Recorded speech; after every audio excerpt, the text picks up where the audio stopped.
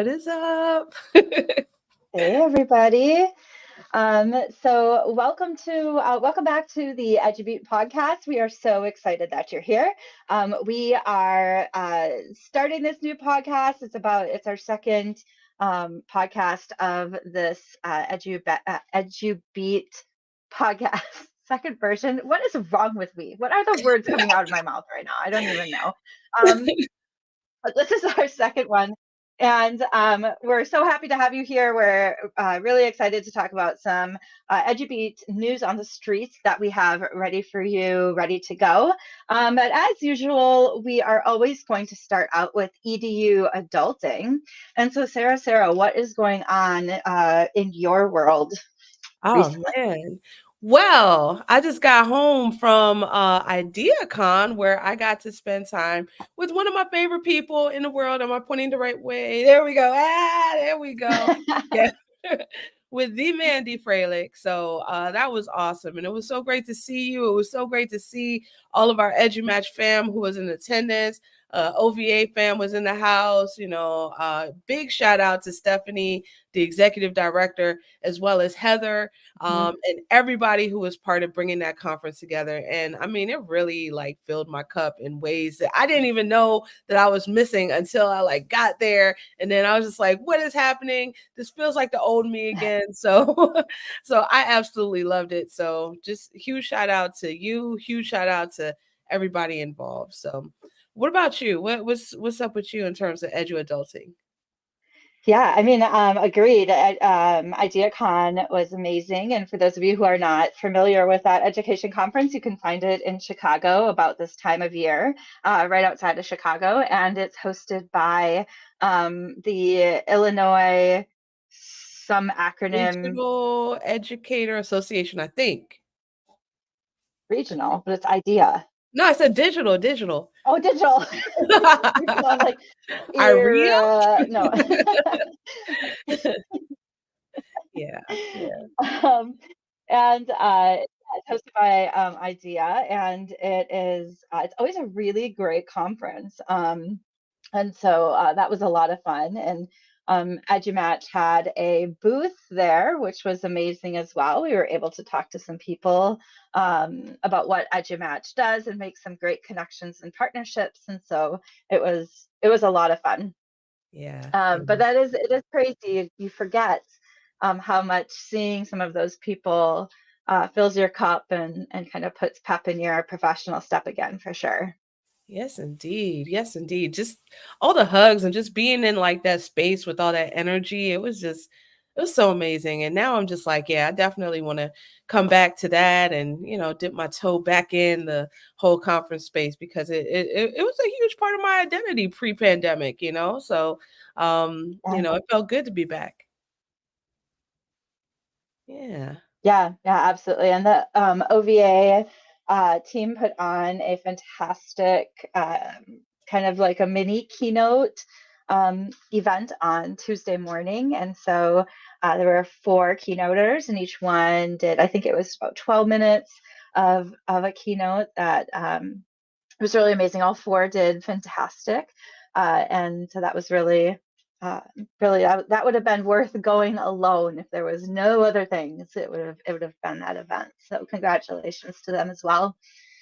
And yeah, as far as adulting, I mean, I think like everybody, it's like Farch. It's like February, March time Oh, where it's exhaust like everybody's exhausted and like it's thank you for clarifying Farch because I had no idea what that was. what, you've never heard of Farch? I have Like not. it's that No. time between February and March where it feels like the word March, like it covers it pretty well. So, Yeah. um, yeah, I think just like everybody, like you're busy and tired and just waiting for spring to come around. And so, yeah, that's my adulting struggle right now. So, Hey, Farch is like but onomatopoeia. yeah, yeah, absolutely. Um, So we're going to get on to our EduBeat news. And so Would you like to start or shall I? Sure. I'll be happy to start. All right. So coming to the stage, I'm about to bring up asynchronously the good sis Jaritza. So she's about to talk about I found this video on of her on X. I guess I gotta say X now because it's no longer Twitter, but it's always gonna be Twitter to me. It's always going to be Twitter to me. But anyway, she was talking about this keynote that she's about to give. And I was pulled in because I mean, she always has so many great ideas.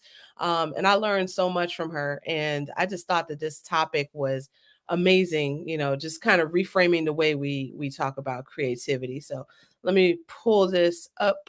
Okay. So she has her Think About It Tuesday. Okay. And I'm going to go ahead and play it. Hopefully the sound works. And so when the idea of keynoting this conference came up, my whole keynote is on the idea of there's no right way to be creative.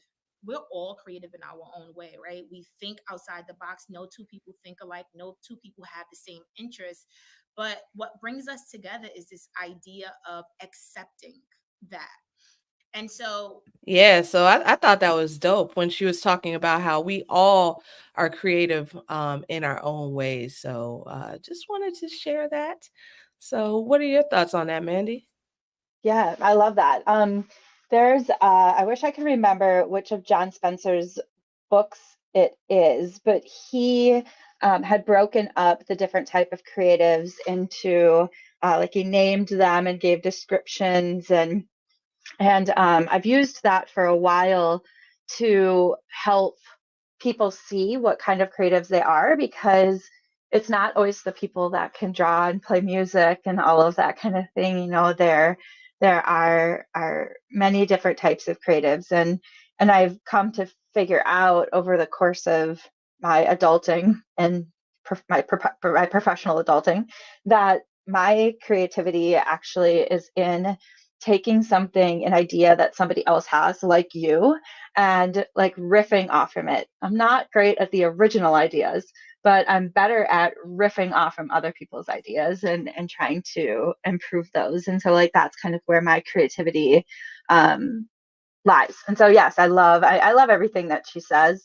I'm a huge fan of hers, but so I totally completely agree. How about you? Yeah, so I gotta go back on one thing you said. You said that you don't that your creativity lies in improving other people's ideas, which I do agree, but I also want to say that you come up with some amazing ideas of your own that are just like mind blowing. Like I remember I introduced you to somebody as like one of the smartest people that I've ever met, and I 100% stand behind that because you totally are and definitely creative. Yeah, yeah, 100%. But yeah, I mean, when I saw this, I was just like, yeah, this is great because a lot of times, people may either refer to themselves as creatives or say I'm not creative or something to that effect.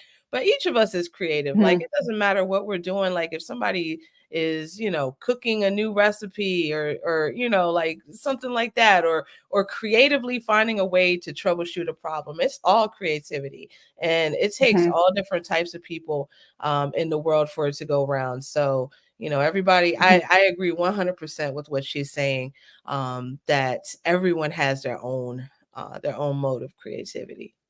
Yeah, yeah, absolutely. And thank you so much for that compliment. I do appreciate it. And yeah, and it's like also what you said is like the struggle or the challenge maybe is to actually accept that that's true. That people have creativity in different ways. So I yeah, I love what she said. Totally. Totally. All right. Well, I'm going to pass the mic over to you for your find. All right. Well, my find isn't really news, but it was one of those videos that I watched, and I'm like, oh my gosh, this so brings me back to the classroom. Like it's really just a perfect example of something that can happen. So I'm gonna play this here. Fun fact is that blue whales are the biggest animals on the planet we live on, which is Earth. Oh, no, it's a fun fact about yourself, so we can get to know you a little better. Oh, okay. I live on Earth, home to the largest animal on Nope, Earth, the nope. blue Pretty whale. simple Instructions here. All we're doing is... I'll go next. Thank you, Jason, for getting us back on track. My fun fact is I have a really big heart. Just like blue whales. It seems like Carl has set the wrong precedent here, so you don't need to structure your fun fact in a way that includes something about blue whales. My fun fact is I won the Arkansas Golf State Championship when I was 8. Oh, Arkansas. Oh, that's pretty cool. Blue whales. Oh, you were so close. What do you all not understand about this simple activity? All right. So the video goes on and on. It just makes me laugh because it always seemed like if the first student did not get it, it continued on in class for all eternity. So, um, Yeah, because you taught all grade levels. So what do you think? Oh my goodness. So this reminds me of one of my first grade students when I was doing a DRA test with her, and we were reading a book called like I Lost My Hat or something like that. I can't remember. It was like one of the books in the DRA kit. And so we were reading this book about a hat, and all of a sudden she stops and she's just like, "My grandma has 2 dogs." And I'm just like, okay, very good. Let's get back to the book. And she just continues talking about the dogs. And I'm just like, okay, I know that she's not quite focused on the where is my hat right now. So we just gotta take a beat. I'm listening about the dogs and and tell her how nice that is. Then when she's done, then we'll continue. And so we did. So yeah, but kids say the wildest things for sure. Yeah. Yeah, absolutely they do. And yeah, when the littles get off, get off on a task, something like that, and you're trying to rein them back in. And yeah, I used to love that. But like the timer on the fluency or like the fluency timer is like keeps going as they're talking about the dog. Yeah. Right, exactly. Yeah. So Oh funny. gosh. Yeah, Uh-huh. good times, really good times. Yeah. I mean, it's all this stuff that in the moment you're like, oh my gosh, you guys just focus, but then you have to laugh about it afterward. For Um, sure. Yeah, what's the wildest thing that a student has ever told you? oh my gosh. I think more it was something that happened. I had this one student who I adored, but he often found himself in situations where he was getting in trouble, and he was a real short guy. Mhm. And the one time he didn't come back in for recess, and I'm like, where did he, where is he? And he might be in the office. So I walked down, and sure enough, he's in the office. And I said, well, what happened? What's he in for? And the person who had been outside told me that he took two of the biggest kids in the class and took their jackets and wrapped them around a pole and tied them to the pole. And this kid was like half their size, and he Oh my took on both of them. And I was, he's standing there. So of course I'm not like laughing in front of him, but after he went back to class, I was crying because I was laughing so hard because I'm like, how did that even happen? Like there's just no like he had to hulk up in the moment and just like let that take over because there was no other way without the Hulk stepping in that would have happened. So I think that's probably one of the funniest things that's happened. Yeah, that is hilarious. How about you? Man, I have stories on days on days on days. A lot of them I can't tell on the air from middle school, just with some not quite PG comments in class. But I do Yeah. remember at the same school, it was a K-8 school, and I had a kindergartner. She was a very creative little person, right? And one day it was raining outside like really hard, and she comes up to me and she says, "It's raining cats and dogs, but I really don't like cats." And I said, "Why? Why don't you like cats?" And she's just like, she looks at me just a straight face. She's just like, "Cats eat people." And I'm just like, "Okay." Thank you for sharing that. I was not aware, but thank you. So, Well, some cats do. huh? You Some said cats do. Some do, like lions and tigers and stuff. I wouldn't be out there in the jungle with them. But that might have been what you was talking about, but I don't know, man. Maybe. But you're thinking household cats. She's I'm got thinking different house kinds of household cats. cats than the other. Yeah. Yeah, and I'm just like, okay, well, thank you for sharing that with me. Oh man, but yeah, funny times. That's funny. Kids are awesome. Yeah. So next we're going to move on to our EduBeat Redacted, which is one of my favorite parts of the show because we have taken a headline that we found and we've redacted part of it, and we have to guess what the redacted words say. Now, we actually just used this as an icebreaker in a session, and I thought it went really well considering we hadn't tried it before. Yeah. People seem to enjoy this and trying to guess exactly what the headline said. So definitely an idea for an icebreaker that's a little bit different. So we'll take the first one here, and this one is mine. And I actually put the first letter in to help you out. And so it says partial blank fix lets students from blank families apply for blank blank. Okay. Okay. And I'm gonna ask the people who are watching live, if you want to play along, then feel free to drop a comment as well if you think that you know it. I guess my first clarifying question is that first blank, is that an F or a P in front of it? Ooh, good question. That is an F. Okay.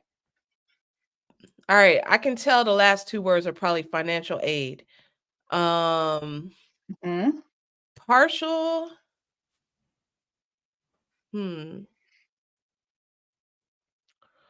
Partial financial fix lets students from uh partial, wait, it Isn't it can't be funny that. how hard this actually is? Yeah, I know it's got to be financial aid, but partial uh, uh, uh, uh. I don't know. All right, I'll give it to you. It's partial FAFSA fix lets students from immigrant families apply for financial aid. And so Oh, this you stumped so Andrew too. yeah, so thanks Andrew for trying to help. But yeah, so partial FAFSA fix lets students from immigrant families apply for financial aid. Now, I kind of have a connection to this a little bit in the way that my youngest daughter is applying for like financial aid and scholarships and things right now. I have 3 in college and one that's going in. And basically, what this article was saying was that they released a new FAFSA form, and it's not allowing students from immigrant families to apply because it's because of some of the requirements that are on the form. And so, why I pulled this one out is because I think it's really frustrating that a service that our government is supposed to have, that kids are supposed to be eligible for there, that's really a right of being a US citizen, is being denied them because of something on their part. And then also just that for a lot of immigrant families, especially if the families don't speak a lot of English or something like that, it's already really, really difficult for them to fill out the FAFSA, and then to add on to that a glitch that's unique to them really feels like it's unnecessarily difficult. I also had realized while my daughter was applying for school, she had applied to quite a few and gotten in one particular school, Baylor University, asks you to fill out the FAFSA, but then it has an additional form that needs to be filled out for financial aid. This form is incredibly extensive, and it is really in depth. And so it's asking questions like, how much is your parents' current house worth? How much do they owe on the mortgage yet? You know, questions that I feel are intrusive and not appropriate for any college to be asking. And this, like I said, this additional application is extensive. So when you put it into the context of this article, you know, Baylor in particular, which is the only college that we've run into that's asking for this additional information, they have not only are immigrant families going to have difficulty you know, filling out the FAFSA as they have in the past. So, like, that's been one of the challenges of schools of getting kids to apply for college and apply for the FAFSA or financial aid because it's difficult. But then also schools like Baylor, who are going to this additional form, are really making getting into that school and getting financial aid exclusive. Like, it is you know English very well, you know technology very well, you can, you know, get help with these things. And so I was pretty frustrated when I was helping my daughter, and we actually got about halfway through the Baylor form, and I said, "Guess where you're not going." You Yeah. are not going to Baylor, because if this is what it's like to just apply for financial aid, we're no, this is not okay. And so she's actually not going to Baylor because of that additional financial form. I just refused to fill out some of the questions that were on there. And so when I think about, you know, families who would really have difficulty with that, I think it's very exclusive. So that's what are your thoughts on that? Yeah, yeah. Thank you so much for finding this article and sharing about this. I mean, that is definitely going to, you know, it has its roots in inequity. You know, everything that you're Mm-hmm. describing. So, you know, that I can only, you know, I can only imagine about how difficult you know it is to um you know, to first fill out the paperwork, as you said, with the potential language barrier, and then on top of that, you have these intrusive questions that are just really off-putting and just inequitable. So I really appreciate you bringing light to this. So yeah, so thank you for this article. Yeah, Yeah, and absolutely. Well, like I said, I had the connection with my, you know, daughter applying right now, and I none of my other kids ever went anywhere that had the additional financial aid application. So I don't know how prevalent it is, but I was pretty frustrated filling it out, and I definitely think you know, that there needs to be some advocacy for people in this space that, like, you know, colleges like Baylor need to take responsibility for what they're putting people through in order to get financial help for their colleges. And so, yeah, that's kind of one of the reasons I brought yeah, this one forward. totally, totally, absolutely. Okay, so this one is mine. Um, Initially it was super easy. So wait a minute, I thought I undid the first letter. Would you mind refreshing real Oh quick? no. Yeah. I Mm, I thought I I undid think the I have first to remove it. letter. Okay. Okay, hang on. See, oh, that did not help. I think Uh, I'd have to add it again. So that's okay. Just oh. tell me what the first letters are. Okay, okay. So this one, you know, when I saw the headline, I was just like, I have to bring this one on for Mandy because this is something that Mandy's into. This is something that I'm into. Okay. So how S may benefit TM. How students, how And I'll structure tell you may that benefit. some of those blanks are two words. Oh, okay. So how S blank may benefit, how S blank blank may benefit blank M blank blank. Okay. Okay, how I'm gonna say may benefit time, task or time. Nope. Not quite. No. All right. How? I'll give you one more hint. Okay. Okay. So how SM may benefit TMH. There we go. That's the first letter of Wow. everything. How?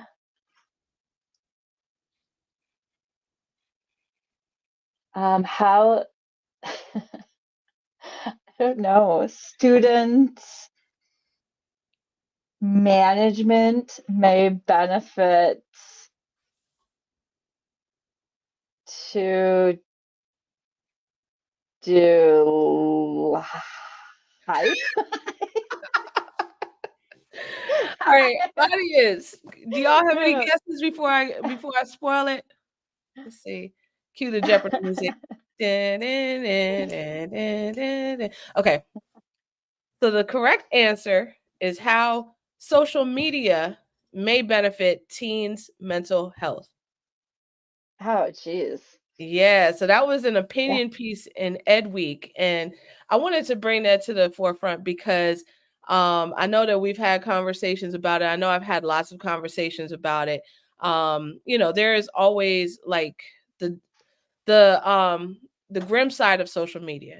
People Mhm. a lot of times people talk about the grim side of social media, how teens are really seeing how there's the algorithms in place, how there's cyberbullying, how there's the editing of the filters and the like counts and things of that nature. And these are all very valid points, and I am not negating any of those things. But this article also talked about ways that teens could build community using social media. And one thing that whenever I give presentations to teachers, students, then one thing that I really like to shine a light on are ways that teens and young folks are using it for good. There's several different examples I pull up. One of them being Mary Alice's son Curran, how he built his movement Dig Sit Kids, that kind of mirrored his mom's Dig Sit Institute, and how he used that to connect with students all over the world and build like this whole movement. And other people, Rafronce Davis's nephew Braden, how he uses it to amplify his artwork. Olivia Van Lech, how she uses it, to just kind of help inform other students and educators and things of that nature.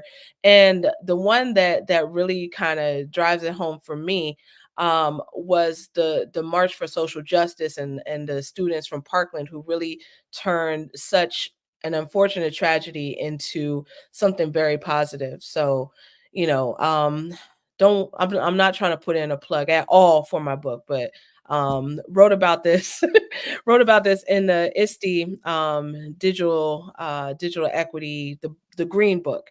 There was like a whole chapter about how students can use it for good purposes, and how they can use it to build and to connect and to create movements and to advocate for themselves and to connect with other people in the field, to help them get that social capital when they're ready to graduate and start those connections in the group. And hello to the Facebook user.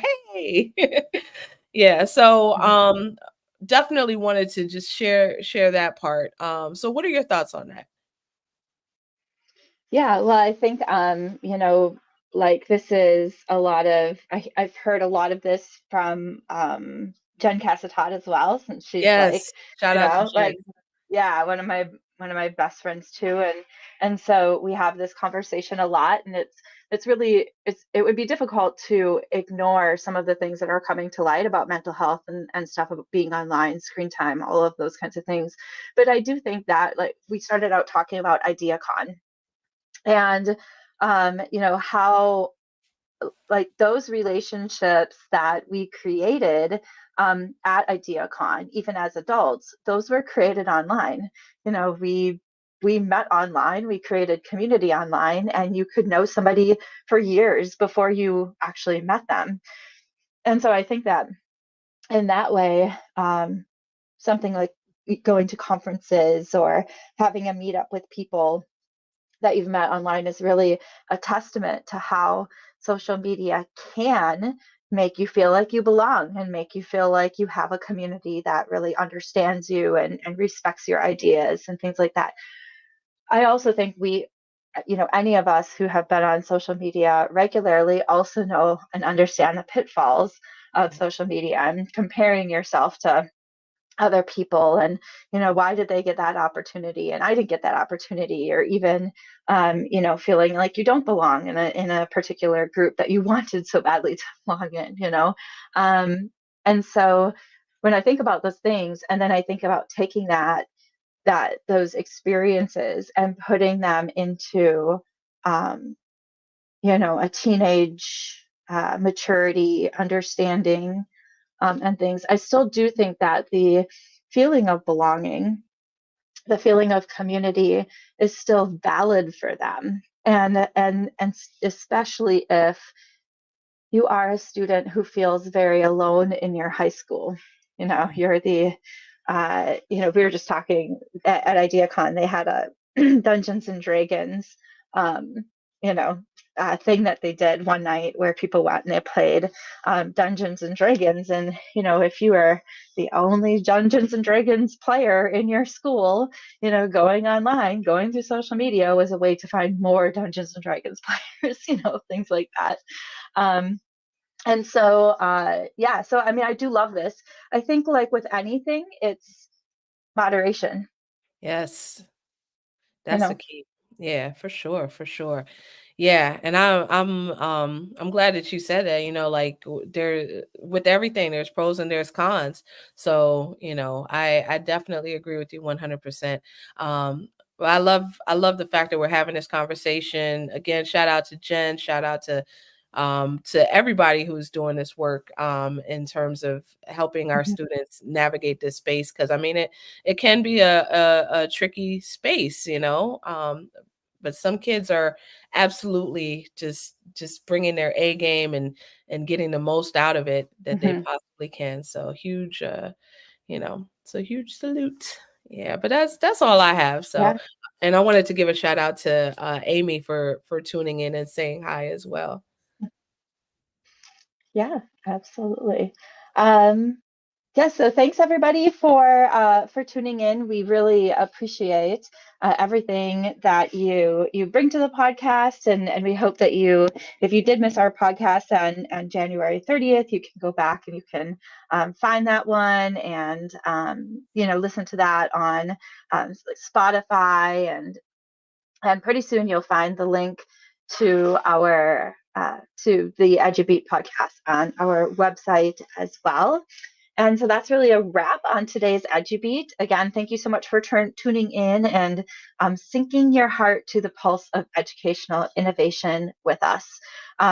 Remember, every beat we shared today is a step towards enriching our learning communities. I'm Mandy Freilich with my talented and lovely and beautiful and so smart and just my favorite person in the world, co-host Sarah Thomas, reminding you to keep listening, keep learning, and keep beating to the rhythm of change. So until next time, please keep the educational conversation alive. If you see an article, video, or social media post, or any other kind of media that you'd like us to talk about, please email them to podcast@edumatchers.org. You can also use the hashtag EduBeat podcast on any of the socials and attach it to there. And we would be happy to receive those and talk about those and get your opinion on them as well. So I think that's all we have, Sarah, unless you have anything else. Nope, that's all. Oh, and just I do want to give a shout out to Amy, who put a great comment about how when she finally jumped into social media, she found individuals who supported and pushed her thinking. Shout out to Kevin Honeycutt for the snow globe analogy, and yeah, we're lucky to have met you as well. So thank you so much for your kind words, and thank you to everybody for tuning in, and we will catch you next time. All right, bye, y'all. Thanks, everyone. Thanks.